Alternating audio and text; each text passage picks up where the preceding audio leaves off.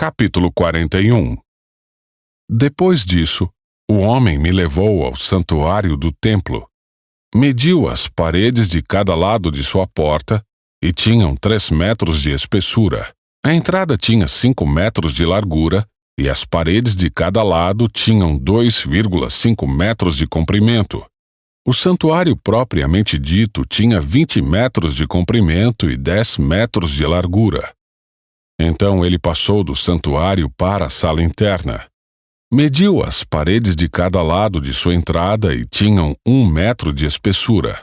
A entrada tinha 3 metros de largura, e as paredes de cada lado da entrada tinham 3,5 metros de comprimento.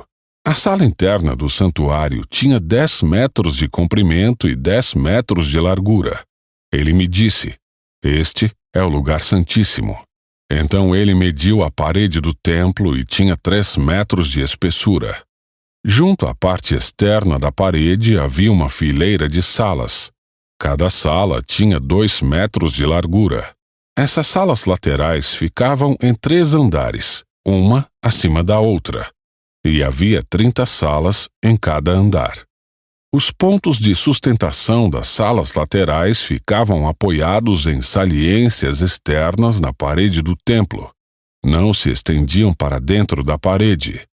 Cada andar era mais largo que o andar abaixo, acompanhando a inclinação da parede do templo. Uma escada subia do andar inferior para os andares do meio e de cima. Vi que o templo era construído sobre uma plataforma que servia de base para as salas laterais. Essa plataforma tinha 3 metros de altura. A parede externa das salas laterais do templo tinha 2,5 metros de espessura. Havia, portanto, uma área aberta entre essas salas laterais e a fileira de salas junto à parede externa do pátio interno. Essa área aberta tinha 10 metros de largura e se estendia ao redor de todo o templo. 2 portas nas salas laterais davam para a área aberta da plataforma, que tinha 2,5 metros de largura. Uma porta ficava voltada para o norte e a outra para o sul. Havia um edifício grande a oeste, voltado para o pátio do templo. Tinha 35 metros de largura e 45 metros de comprimento, e suas paredes tinham 2,5 metros de espessura. Então o homem mediu o templo e tinha 50 metros de comprimento. O pátio ao redor do edifício, incluindo suas paredes, tinha mais 50 metros de comprimento.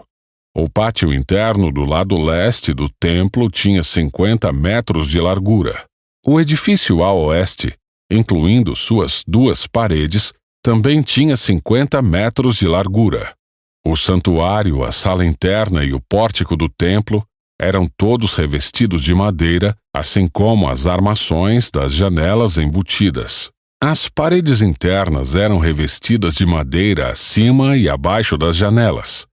O espaço acima da porta que dava para a sala interna e suas paredes internas e externas também eram revestidos de madeira.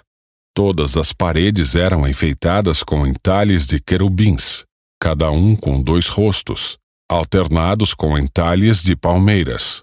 Um dos rostos do querubim, o rosto de homem, ficava voltado para a palmeira de um lado. O outro rosto, o de leão forte, ficava voltado para a palmeira do outro lado. Havia figuras entalhadas ao redor de todo o templo, desde o chão até o alto das paredes, inclusive na parede externa do santuário. Na entrada do santuário havia colunas quadradas, e as colunas na entrada do lugar santíssimo eram semelhantes. Havia um altar de madeira com 1,5 metros de altura e 1 metro de cada lado. Seus cantos, sua base e seus lados eram de madeira. O homem me disse: "Esta é a mesa que fica na presença do Senhor." Tanto o santuário como o lugar santíssimo tinham portas duplas, cada uma com 2 folhas que se abriam para os 2 lados. As portas que davam para o santuário eram enfeitadas com entalhes de querubins e de palmeiras, assim como as paredes. e havia uma cobertura de madeira na frente do pórtico do templo. Dos dois lados do pórtico havia janelas embutidas enfeitadas com entalhes de palmeiras. As salas laterais, junto à parede externa, também tinham coberturas.